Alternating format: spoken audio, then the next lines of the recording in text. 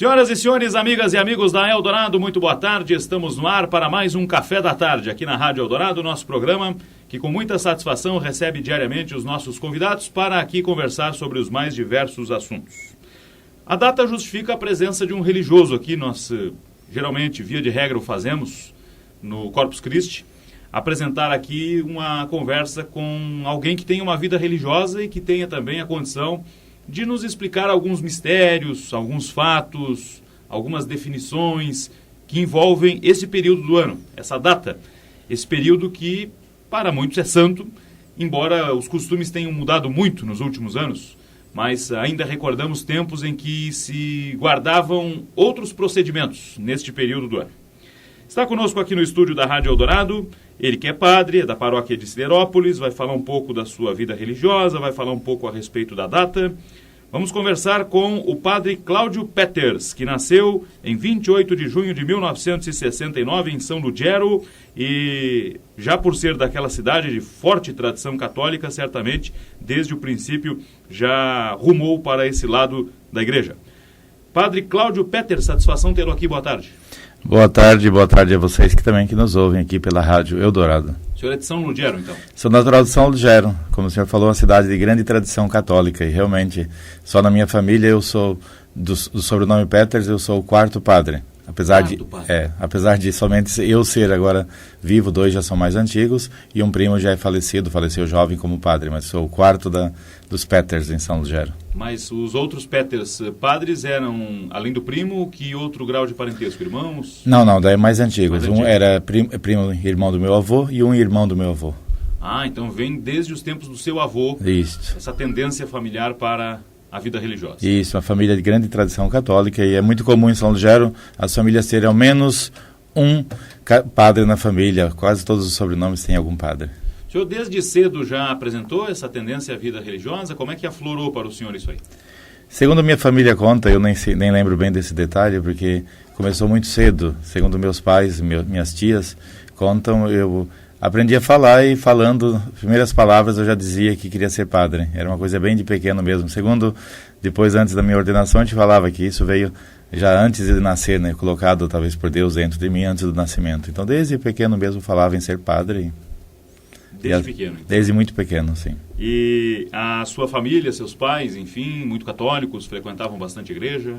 Meus pais moravam na época num sítio bem longe da cidade, mas uma tradição muito forte católica. Todo domingo tinha que ir à missa. Um domingo sem missa para minha família era uma coisa muito estranha, muito impensável. E depois, dentro da família mais próxima, também tínhamos religiosos. A minha mãe tinha 3 irmãs religiosas, 3 irmãs freiras, e meu pai uma irmã freira.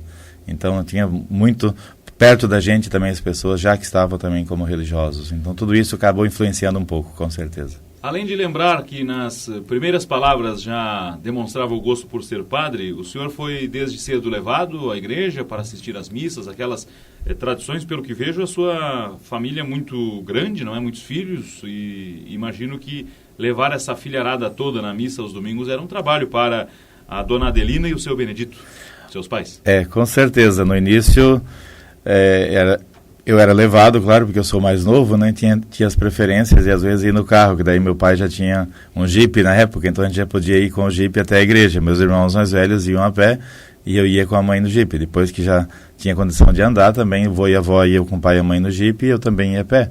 Então para o pai e a mãe era uma grande alegria poder levar os filhos todos. Não chegou talvez a nenhum momento de levar todos, ou se chegou foi muito pouco tempo, porque quando eu era pequeno os meus irmãos mais velhos já estavam casando, né? Então já estavam saindo de casa, então tinha sempre, nem todos estavam em casa ao mesmo tempo, né? Mas eu imagino que os seus pais chegando na igreja, quando eles chegavam de Jeep antes, né? Eles deviam ficar de olho para ver se todos iam chegar, né? Com certeza, ver se aqueles que foram a pé, nós saímos muito antes a pé, daí no caminho já o pai e a mãe passavam pela gente com o Jeep, né? Já via a gente na estrada e depois na igreja, claro, que conferia se todos tinham chegado ou não, né? Bem, nós vamos daqui a pouco incursionar mais detalhadamente na sua vida religiosa, mas lá no princípio a gente sabe que os filhos nessa vida rural sempre se viam havia uma necessidade que eles ajudassem na lavoura, não é? Foi o seu caso, não? Teve que pegar na massa? Foi o meu caso. Na verdade, meus irmãos sempre brincam que eu fui o mais esperto da família, porque fugi mais cedo da roça, da lavoura, porque meus irmãos todos, a partir de 7, 8 anos, tinham que ajudar. Meu pai plantava fumo, era muito comum na região. Meu pai trabalhou por 26 anos nas lavouras de fumo. Meus irmãos mais velhos todos ajudaram e muito no fumo. Eu também comecei a ajudar, mas logo que eu comecei, eu entrei para o seminário, então acabei ajudando menos que todos. E por isso meus irmãos sempre brincaram nesse sentido aqui. O mais esperto saiu mais cedo de casa.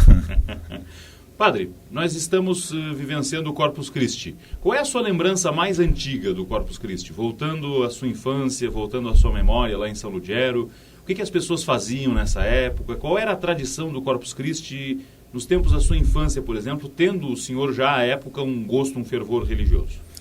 Eu tenho poucas recordações da infância, porque geralmente nós não temos tanta recordação assim, mas lembro que nós íamos às missas geralmente na comunidade do Bom Retiro, que é uma capela, uma comunidade da paróquia de São Ludgero. E o Corpus Christi ele é celebrado sempre só na matriz, só na paróquia. E eu lembro quando eu era pequeno que meus pais iam na igreja em São Ludgero, onde tinha essas procissões de Corpus Christi. Não tenho recordação de detalhes, mas lembro do padre saindo da igreja com o Santíssimo e passando pelas ruas onde tinha a procissão, onde tinha o tapete e as pessoas estavam todos juntos andando na procissão. Então eu tenho essa pequena recordação de andar junto com a mãe, junto nas procissões. Agora, mais detalhes eu não consigo me recordar da infância, não. Já se fazia o tapete, por exemplo? Já se fazia o tapete lá em São Ludgero, isso eu lembro. De serragem? De serragem, de tudo um pouco, né? Mas o mais comum é o de serragem, sim. Um tapete de serragem.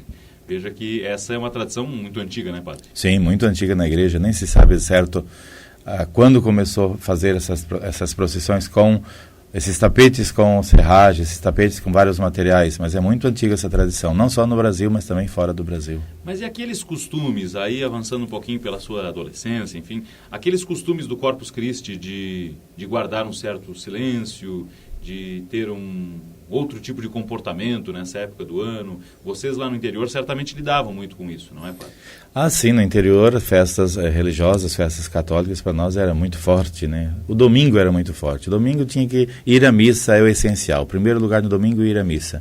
E qualquer feriado religioso, qualquer dia santo para nós, como nós chamávamos, como é que a igreja chama, para nós era um momento muito especial. Sempre era o dia que se rezava, tinha que ir à igreja. Se não era possível ir à missa, mas ir ao culto dominical na comunidade perto de casa.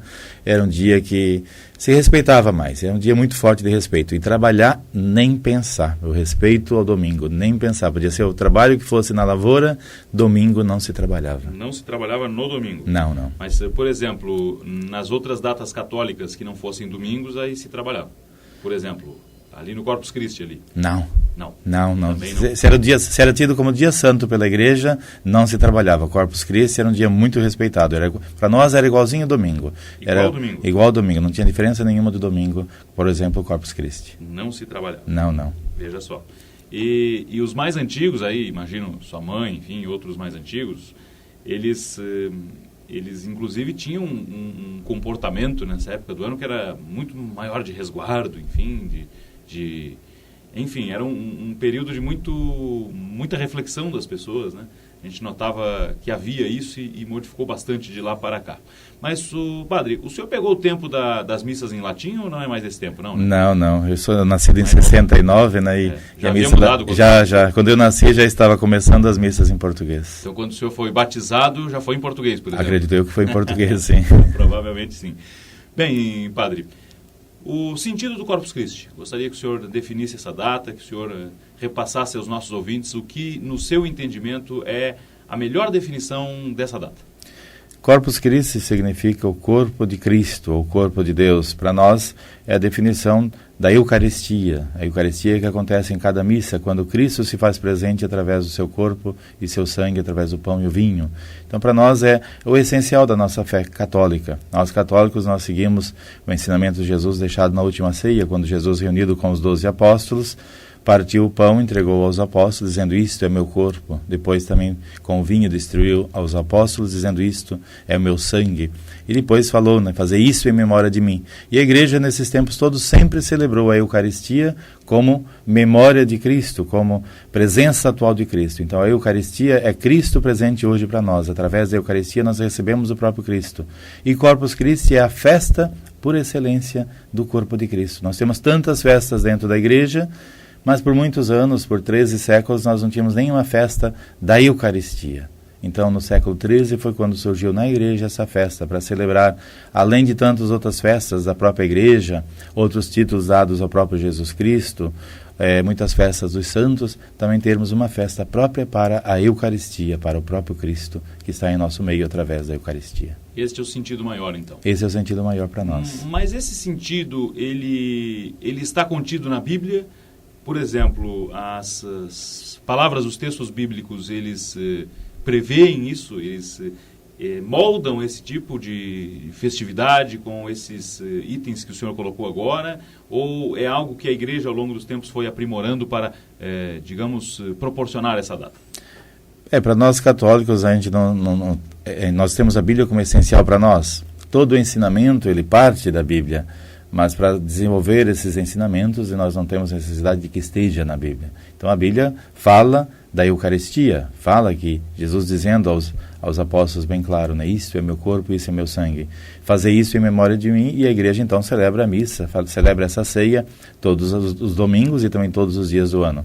A festa da Eucaristia, ela não é realmente diretamente baseado na Bíblia. Não tem nenhum texto bíblico que indica que nós devemos fazer essa festa, ter esse momento de festa. Mas ele, para nós, nós acreditamos também muito que Jesus, ele continua dizendo aquilo que ele quer, ele continua falando. A Bíblia já há muito tempo está fechada, o conteúdo já está fechado, mas Deus ainda se manifesta, ele fala conosco, ele comunica-se conosco. E no século XIII, ele, de uma forma de aparição ou de locução interior, ele apareceu a uma jovem, a uma irmã, na Bélgica, na cidade de Liege, e ele deixou isso bem claro a ela, que gostaria que a igreja tivesse esse momento também de festa da Eucaristia, porque tinha tantas festas na igreja, mas não tinha uma festa tão importante quanto ter uma festa da Eucaristia. Então foi um desejo do próprio Cristo também, manifestado também a nós, como nós acreditamos. E a partir dessa manifestação, a igreja proporcionou isso? A partir dessa manifestação e mais um acontecimento. Nós temos acontecimentos dentro da igreja que tem pessoas que acreditam, outros não. Eu pude ver, então, parte desse acontecimento. Foi quando um padre, na Itália, estava celebrando a Santa Missa na cidade de Bolsena, e durante a Santa Missa, a hora que ele levantou a Eucaristia, levantou a hóstia sobre o altar, da hóstia pingaram gotas de sangue. E no altar, em cima do altar, fica o corporal, que é um pano branco quadrado, onde geralmente onde sempre é celebrada a Eucaristia. E da hóstia pingaram gotas de sangue nesse corporal. Nesse mesmo período que Jesus falou com essa irmã Juliana de Cornilhon.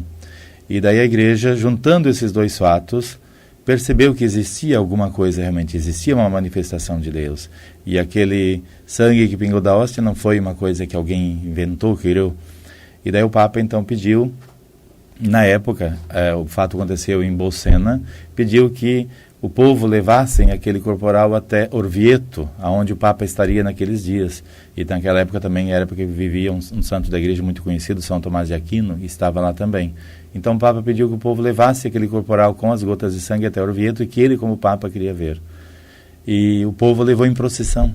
Pegou o corporal, saíram pelas ruas em procissão e levaram até Orvieto. Em Orvieto, quando o Papa viu aquele corporal, alguns contam que dali partiu a expressão Corpus Christi, que quando ele viu aquele corporal e aquele povo ali, ele falou Corpus Christi. Pode ter sido ou não, não sabemos bem o caso. Mas a partir daquele momento, vendo aquele corporal com as manchas de sangue, vendo aquele fato ali, e como ele já tinha conhecido, ele próprio tinha trabalhado na época na Bélgica, e ele tinha conhecido a irmã Juliana, então vendo os dois fatos, ele não teve dúvida que era desejo de Deus ter essa festa. Foi quando então ele escreveu um documento e colocando para todo mundo que deveria existir a festa de Corpus Christi. Interessante apanhado histórico, que nós já vamos detalhá-lo mais aqui, saber mais detalhes. Segue conosco o padre Cláudio Peters. Ele é natural de São Ludgero, ele é da paróquia de Siderópolis e conversa conosco nesta quinta-feira aqui na Rádio Eldorado. Fazemos um intervalo, já voltamos, você está no Café da Tarde.